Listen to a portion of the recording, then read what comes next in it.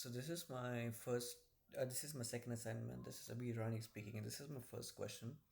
Here, the task was to write the program copy by fgets. So the main usual change from the original mycat is that it uses um, get C, which gets a single character, but fgets a line until it's at least a slash n, so it copies it line by line. And so here is the file, and now I'll be compiling. I'll be first running it. Give me a second here, and then we'll be compiling it here.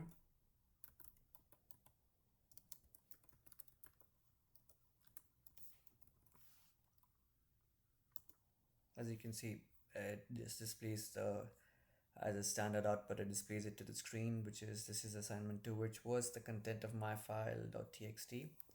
And now we'll go to our second question, which is writing it using freads. So fread is a binary function, so it takes in much rather it takes it in large bytes, that is. So we initialize a buffer. As you can see, there's a buffer, so I initialize a buffer 102 with the count of 102 for a variable for size count, and just use fread and fwrite for the given question. So now we'd be again compiling it first.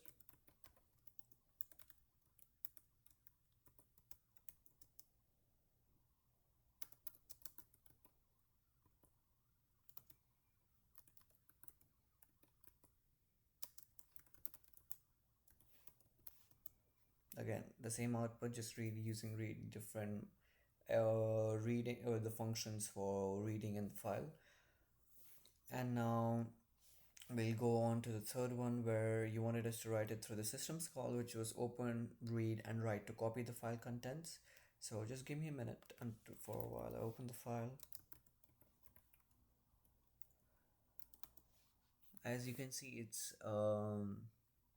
standard input output for the file, which goes to the function here, which again uses the buffer and gets initializes the variable of n1 and n2 to read in and to store the value of the bytes read. Same goes for the bytes written for n2. There are precautions taken for file handling and errors. As you can see, everything's pretty much the same except the f in which we use we use open and in read only mode, and then we also take care of the file handling. Going to it, let's compile this one as well.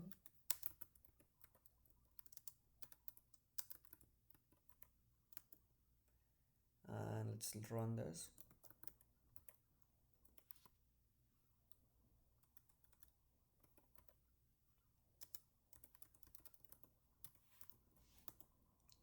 As you can see, it's the same output. Now we'll be going to our fourth question.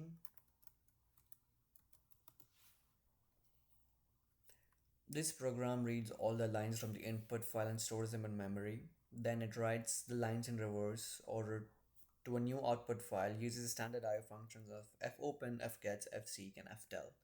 So as you can see, it's the main difference here is when we do while fgets buffer size, the size of buffer in file, lines count, and where it duplicates a line and then adds on to it. And then after the file handling, the next thing is writing the files in reverse order, where we use a for loop and free the memory after writing.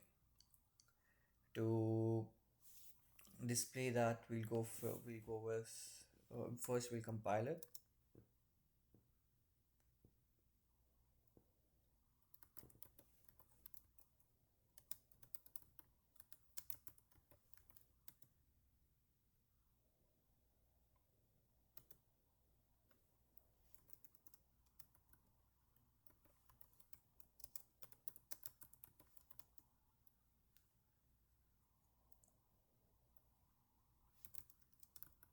Just a second.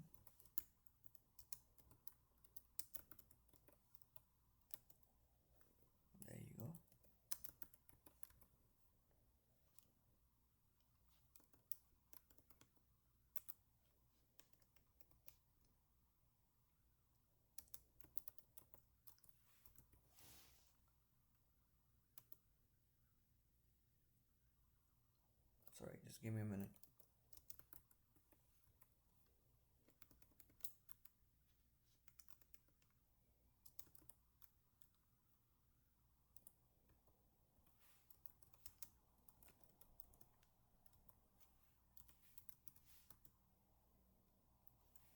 Opening output 4.txt.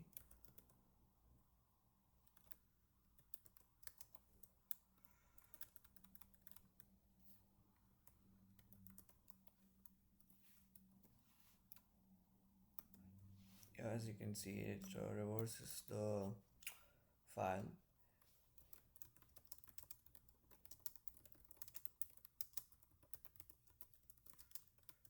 Sorry. As you can see, it reverses the file, and now we'll go on to the last question, which is the append. For question 5, the program takes multiple text files as an input and concats their contents into one single output file. It uses standard I/O functions like fopen, freads, fprintf to read from each file and write it combined files sequentially. After finishing the combination, the program reopens a new text file and displays the content to the terminal so the user can verify the results. This shows how to handle multiple input files, loop through command line arguments, and use file pointers efficiently.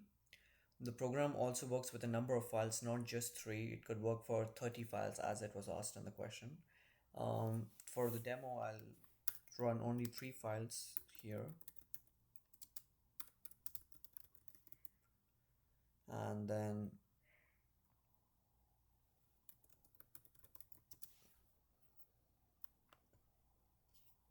just a second, I forgot my file names, just a minute.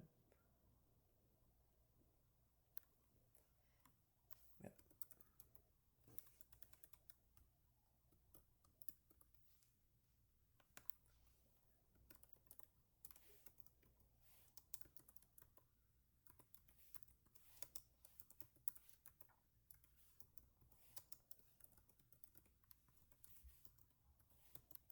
As you can see, so it combines everything. This is my file, so it appends each file from the other using